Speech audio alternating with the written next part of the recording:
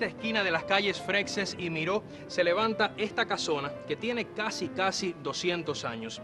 Pero no es eso lo que la hace singular, sino un hecho trascendental que ocurrió aquí y que señala una placa instalada en este lugar desde el año 1924.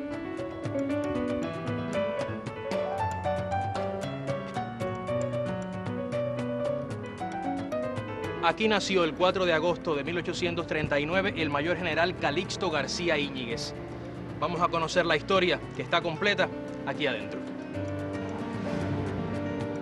Buenas, ¿cómo estás?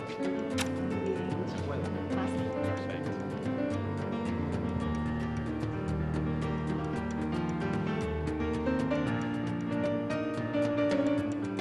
Fue este el cuadro que le hizo un pintor holguinero famosísimo también a uno de los más grandes estrategas militares de Holguín, César. Ciertamente. Ese es el cuadro que pintó Cosme Proenza. Y por eso es que los guías del museo dicen que el cuadro tiene un doble valor patrimonial, por el pintor que lo hizo y por la figura que se ve en él, el lugarteniente general y mayor general Calixto García Íñiguez. Bueno, Calixto Ramón, según reza la partida de bautizo, que aparece aquí abajo. Calixto Ramón García Íñiguez. César, en este lugar hay varios objetos que impresionan, sobre todo por las figuras a las que pertenecieron. Dices bien, porque los objetos no valen por sí mismos, sino por la historia de sus dueños. Y a mí me impresiona significativamente un traje que no está en esta sala, sino en la sala de al lado. Sí. ¿Vamos allá? Vamos.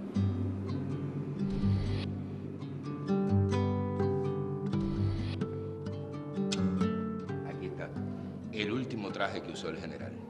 ¿Se sabe en qué momento lo usó César? Sí, se sabe. Incluso hay fotografías de él llevando este traje. Fue en 1898.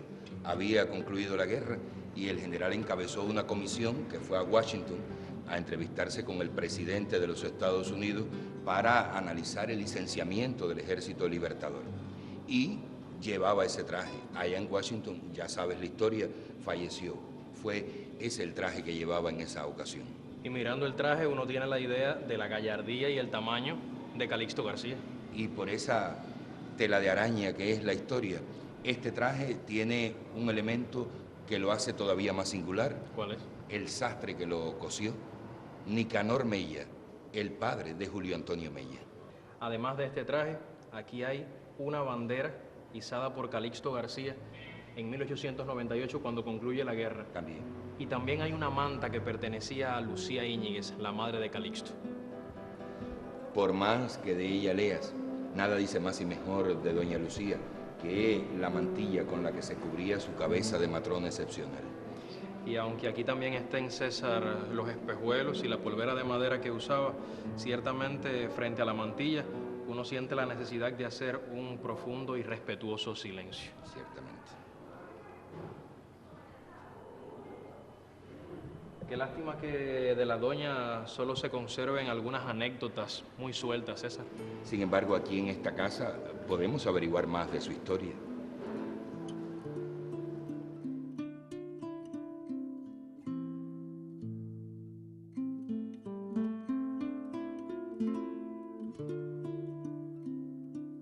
César, apenas 2 días después de que doña Lucía cumpliera los 80 años de edad, muere su hijo Calixto García Íñiguez. Me imagino que una pérdida muy fuerte para ella y una de las figuras precisamente que recoge este libro de Cuba. Pero sobre la familia de Lucía se conoce poco. Háblame sobre ella. Ya, sí. La familia Íñiguez y Landín, ellos eran santiagueros y vinieron a vivir a Holguín a partir de 1752, cuando este pueblo recibe título de ciudad, por tanto tiene gobierno propio y la geografía holguinera se convierte en una zona que comercialmente es muy atractiva. Don Ignacio Íñiguez Gil y doña Ana Luisa de León López, esos son los abuelos de doña Lucía, los abuelos paternos. Ellos vienen con su hijo, con Miguel José Íñiguez León, y aquí vienen a vivir, aquí vienen a hacer su vida comercial.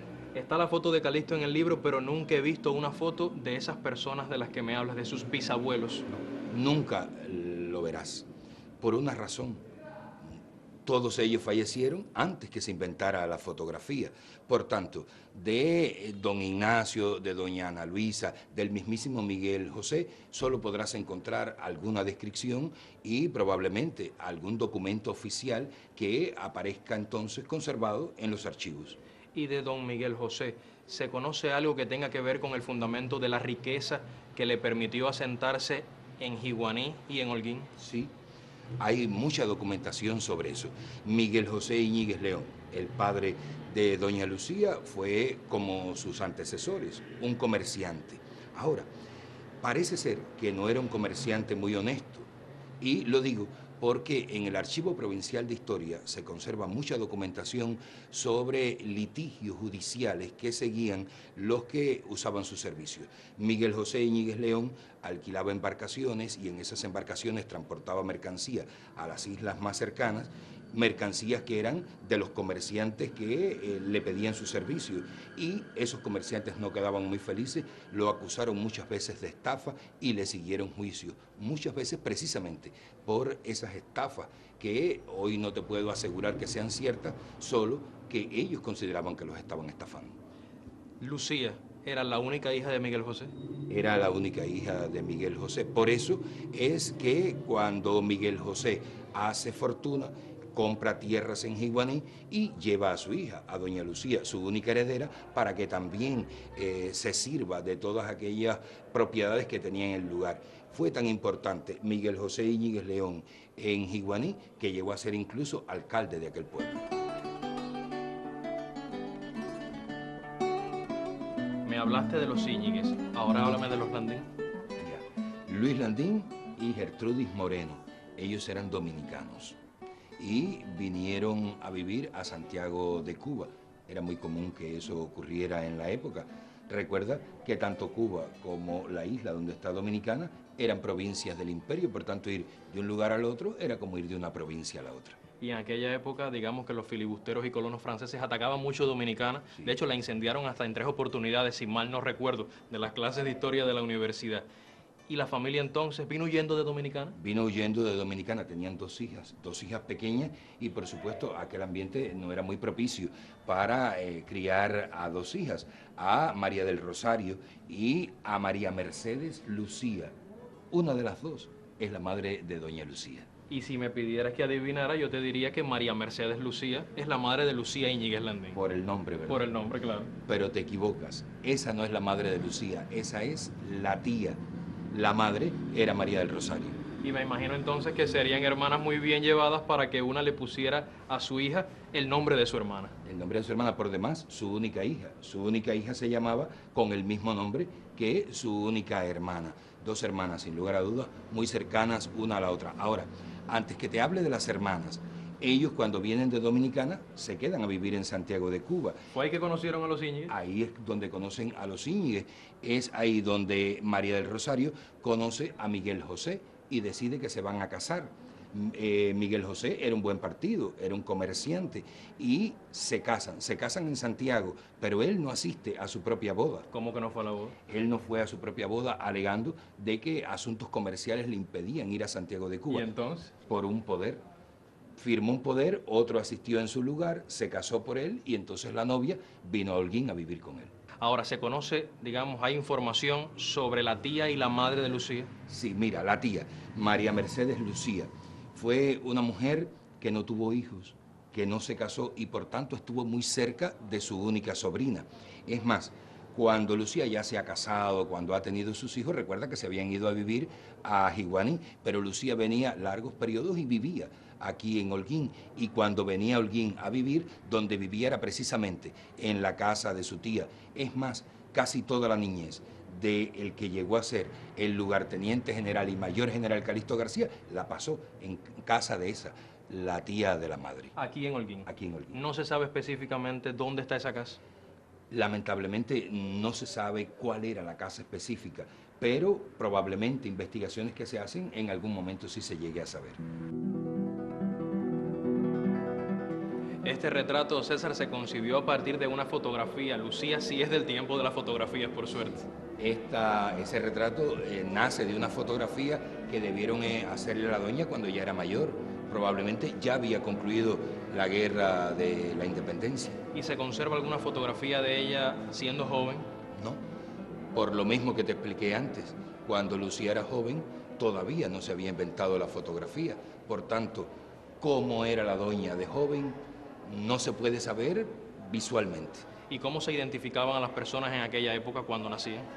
Había una cédula de identificación, como mismo hoy hay un carnet de identidad, pero como no había fotografía para colocar en esa cédula, se hacía una descripción de esa persona.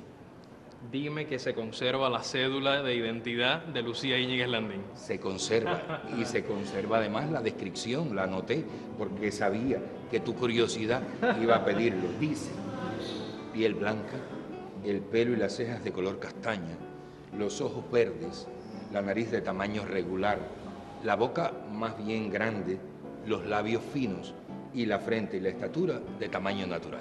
Esa descripción de cuando joven, evidentemente con el tiempo Lucía cambió. Lo que es lógico, ¿no? Y esta casa, donde a la entrada está la placa que dice que aquí nació Calixto García, ¿pertenecía a los Íñiguez o a los Landín? A ninguno de los dos, ni a uno ni a otro. ¿Y a quién? Esta casa pertenecía a los García, la familia paterna del mayor general. Pero de los Garcías no me cuentes nada más porque no tenemos mucho tiempo. Ese será el tema de una próxima entrega y usted no deberá perdérsela para que siga siendo testigo de los tiempos.